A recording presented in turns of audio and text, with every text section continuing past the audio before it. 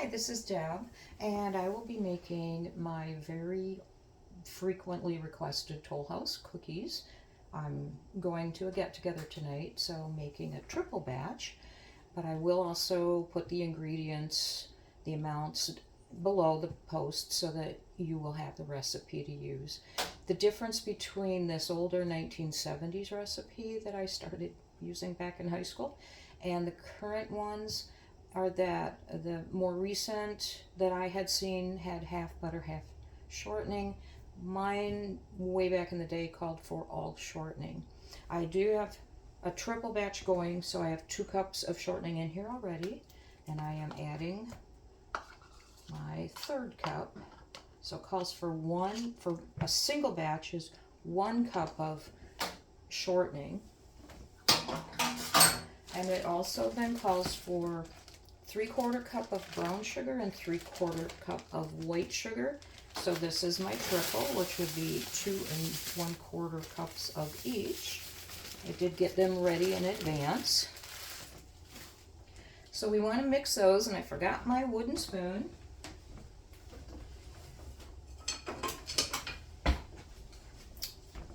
I will not mix anything without my wooden spoon. They are so wonderful. So we'll get this mixed up, and I'll put you on pause so you don't have to watch me mix all this up. Alright, so we have the mixture of the shortening and the brown sugar and white sugar mixed together. The next thing will be the liquids, and so we've got 2 eggs per batch that you're making, so I have 6 eggs here that I'll be adding. And you also will use 1 teaspoon of vanilla extract. I get Watkins at Walmart. I'm not paid by them or anything. It's just, I love their, it would be pure vanilla extract. I do not care for imitation. I can tell by the flavor of the cookies.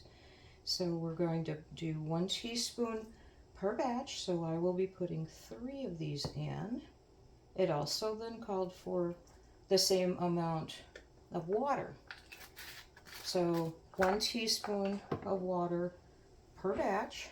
So we're doing 1, 2, and 3.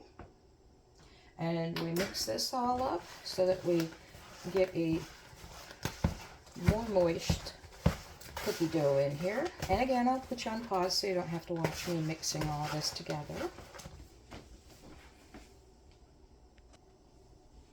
Alright, I have this all mixed up, and see, it's very nice and moist so far. We don't want it that moist when we bake it.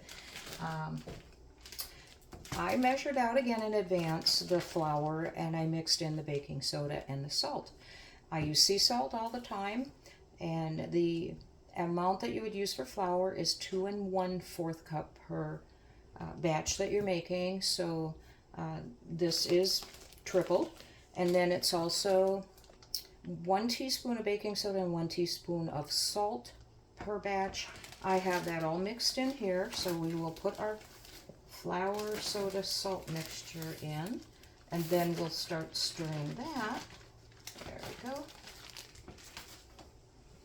And then again, you don't need to watch me stir this because this can get a little difficult when it starts getting the flour mixed in more.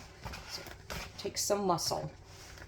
The reason that I don't use a mixer itself is it mixes it so much that they aren't going to be nice and firm, and they will just flatten right out if you mix it too much.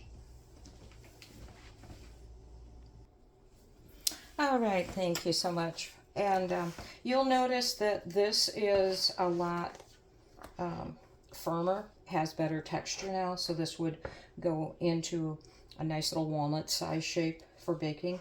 And last thing I add is the semi-sweet chocolate chips. I do 1 cup per batch.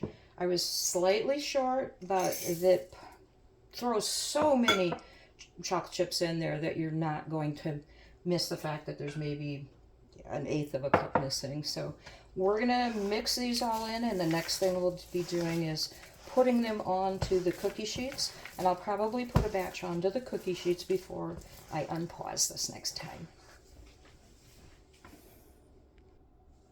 I don't remember if I happened to mention that it is 1 cup of semi-sweet chocolate chips per batch, and so I used the 3 cups. I think I did mention that. But anyway, I then drop them onto the cookie sheet 12, 3 rows of 4. I decided to do a test and roll some in a bowl to see how they baked, if they rolled versus just taking it like this and grabbing about a walnut shape size and putting down. So we're going to find out. This is something I tell people to do because when they do say, I followed your recipe and they did not turn out like yours, I have done 2 sheets at the same time. So 1 cookie sheet on the top to the back, and the next one down to the front. And halfway through baking, I turn the trays around and I go top tray to bottom, bottom tray to top tray. So I flip them around from their trays that they are, the racks, I guess I should say, that they're on, and also back to front, and that would make a more equal cooking through it so that they're not burnt on the bottom and doughy on the top. So we'll set the timer. I set mine usually for 6.5 minutes, and then at that time I flip them around and do another 6.5. That is what my oven does best at. Occasionally I have to add another half a minute to minute, but I do that by the look of the top of the cookie as to whether they're done or not. And I'll put you on pause and get 2 more trays of cookies trayed up while these are baking. All right, so it's been about 6.5 minutes. So I take out my top tray, flip around, turn the bottom tray around, put it on top, show it to the back, and this is kind of what they should look like when they're about halfway cooked.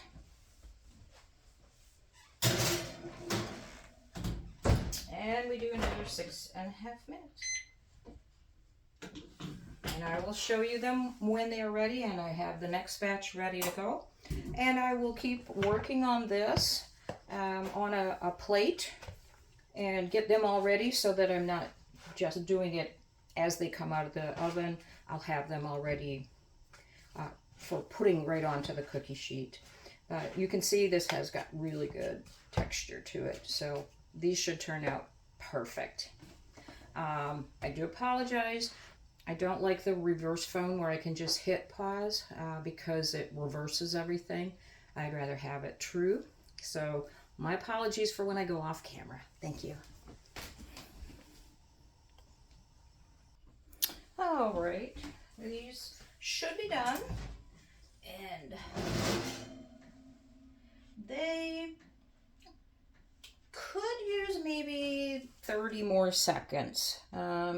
See, they're brown around the edge, but they're still not quite brown enough on the top. But that's not going to take much longer. This actually looks really good. They should have that little bit of browning on the top.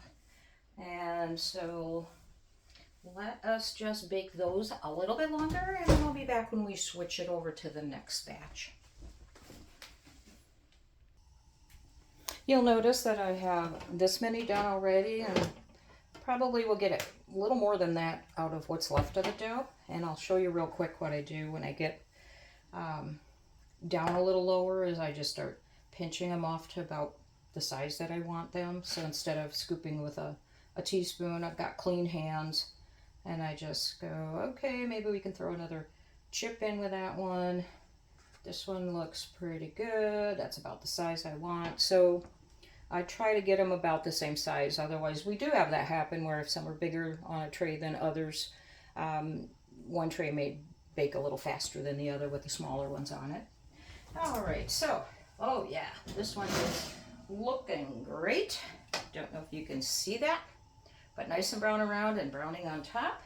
So we'll put this out, and this one in to the back, this one in bottom row to the front. Get her timer going, and I let these cool. A good time frame is as soon as my 6.5 minute timer goes off, and I change out, and I'm switching around front to back, back to front.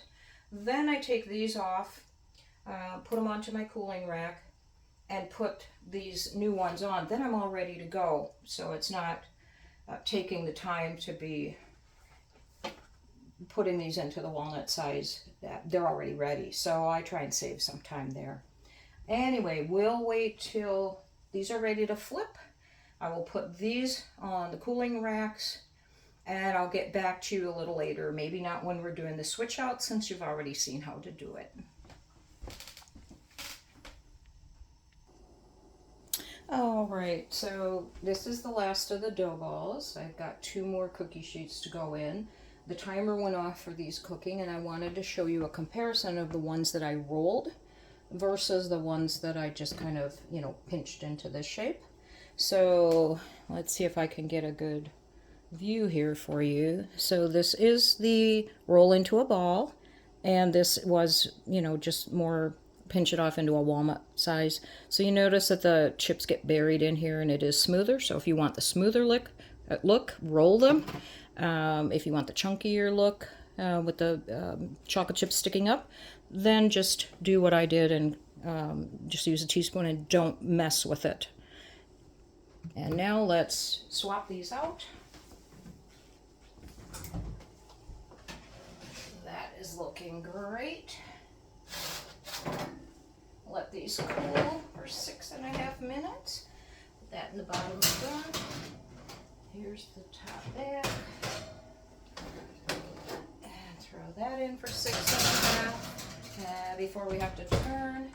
And then 6.5 minutes I will be cooling these and packing up into containers, these others.